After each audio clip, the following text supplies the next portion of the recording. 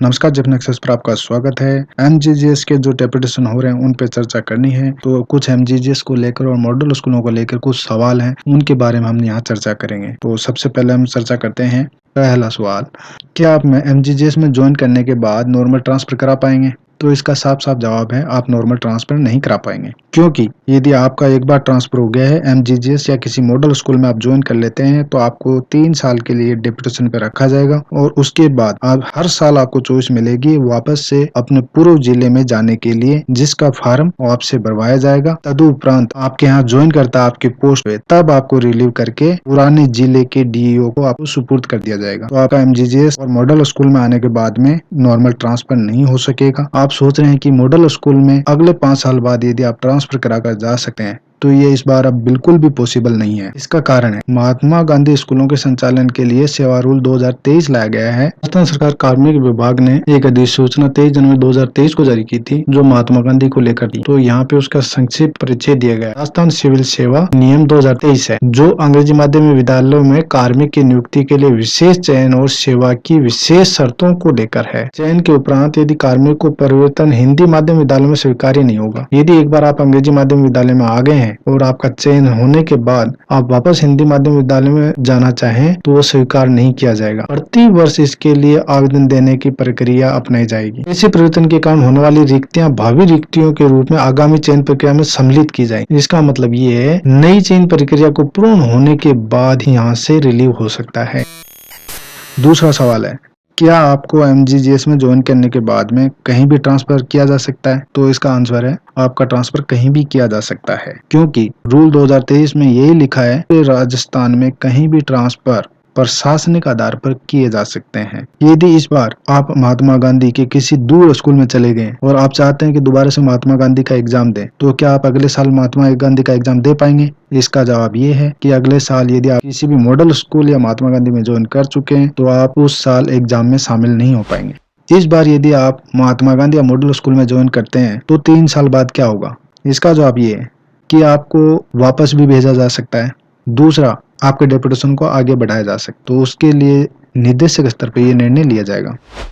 अगला सवाल, कुछ शिक्षकों का सवाल है, क्या मॉडल स्कूलों में 5 साल बाद इच्छित स्थान मिलेगा? वैसे तो मैं इस सवाल का जवाब दे चुका हूँ, तो मैं आपको यही कहूंगा, 5 साल का कोई नियम ही नहीं है। अब इसको 3 साल कर दिया गया है। 3 साल बाद मूल जिला में भेजा जा सकता है, या फिर इस टाइम को आगे बढ़ाकर वर्तमान स्कूल में कंटिन्यू किया जा सकता है।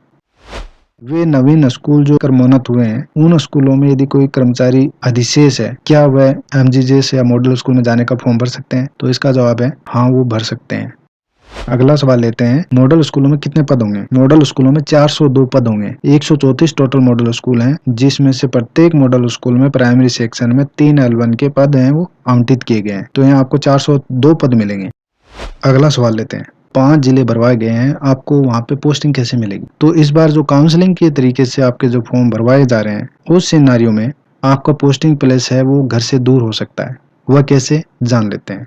तो सबसे पहले आप ये समझिए, यदि L1 टीचर हैं तो आपको 5 जिलों का चॉइस भरना है। वहीं आप प्रधानाचार्य हैं तो आपको 50 जिलों के ऑप्शन दिए गए हैं। पहले जिले में आना है तो आपको बहुत मेहनत करनी होगी मेरिट के लिए। तो यहाँ पे आप क्या कर सकते हैं, ये मेरा पर्सनल पॉइंट ऑफ व्यू है, आप ऐसा ना करें। पर मैं बता सकता हूँ, यदि किसी एक जिले के साथ फॉर्म भरते हैं, तो आप एक जिले में यदि क्वालिफाई कर पाए, तो आप उस जिले के अंदर आपकी काउंसलिंग हो सकती है। अदरवाइज आप सेकंड या थर्ड पे जाते हैं।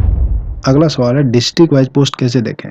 स्टाफ विंडो में जाकर लॉगिन कीजिए, उसके बाद में रिपोर्ट में जाकर वैकेंसी चेक कीजिए। सभी का पदवार विवरण मिल जाएगा और वहां से आप अपना विवरण जरूर देखें। इसके लिए एक वीडियो बनाया है, वो वीडियो जाकर आप मेरे चैनल पे देख सकते हैं। उसका लिंक डिस्क्रिप्शन में दिया है और ऊपर पॉपअप में भी आ रहा हो। अगला सवाल है, 5 जिले भरने से फायदा है या नुकसान? चलिए ये जान लेते हैं। पहला, यदि 5 जिले भरते हैं तो आप 3rd ग्रेड शिक्षक हैं, अप्रोक्सीमेट 200 किलोमीटर के अंदर अपने घर पहुंच सकते हैं। वहीं 2nd ग्रेड टीचर को यहाँ पे समस्या हो सकती है, उससे दूरी काफी हो।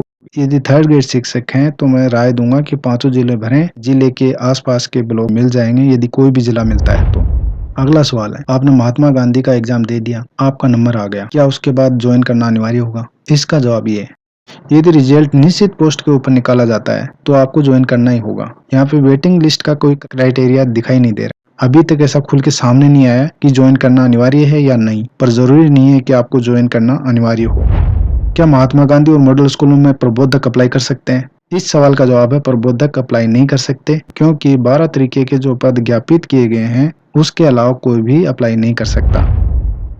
अगला सवाल, क्या एलडीसी अप्लाई कर सकते हैं? तो हाँ, एलडीसी अप्लाई कर सकते हैं। क्रम संख्या 10 के ऊपर जो कंप्यूटर शिक्षक, वरिष्ठ कंप्यूटर निर्देशक और बेसिक कंप्यूटर निर्देशक की पोस्ट है, वहाँ पे जो आपके इक्विवेलेंट जो पोस्ट होगा उसके ऊपर आप अप्लाई कर सकते हैं। तो आपको अप्लाई का ऑप्शन आ रहा हो तो आप अप्लाई कर दें।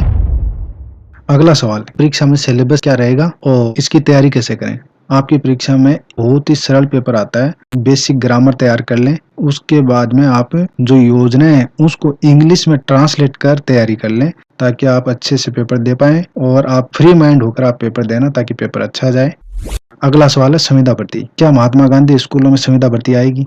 ये पूरी तरीके से सरकार पे डिपेंड करता है कि महात्मा गांधी में संविदा भर्ती आएगी नहीं आएगी, क्योंकि जो पहले से संविदा भर्ती चल रही है उसके भी डॉक्यूमेंट वेरिफिकेशन होने अभी बाकी हैं। तो अभी जो पदों की कैलकुलेशन की जा रही है उनको वहाँ पे कर्मचारी मानते हुए रिक्तियां तैयार की गई हैं। इसके अलावा जो बैलेंस जितनी भी रिक्तियां हैं उसके ऊपर डेपुटेशन से फॉर्म लिए जा रहे हैं। तो यहाँ पे संविदा भर्ती आने के चांस न्यूनतम है। हो सकता है सरकार अपने 5वें साल में संविदा भर्तियां लाए, क्योंकि सरकार प्राय ऐसा करती है। तो यहाँ पे यदि महात्मा गांधी या मॉडल स्कूलों को यदि बढ़ाया जाता है, मॉडल स्कूलों के फेस बनाए गए हैं। फेस 1 में 134 स्कूल हैं। इसके अलावा फेस 2 के 52 मॉडल स्कूल तैयार किए गए। स्वामी विवेकानंद गवर्नमेंट स्कूलों के लिए फेस 2 की जो स्कूल हैं उसका यदि काम चालू हो जाता है तो आपको 52 नए मॉडल स्कूल मिल सकते हैं। वहाँ पे यदि इंग्लिश मीडियम का कैडर डिसाइड कर यदि विज्ञप्ति निकालती है सरकार, तो अगले 2 साल में ये काम करना चाहिए और ये कर सकती है, और ये सरकार की मंशा पे डिपेंड करता है। वहीं फेस 4 भी डिसाइड हुआ है, जिसमें 52 और नए इंग्लिश मीडियम स्कूल हैं। इनका भी काम होना बाकी है।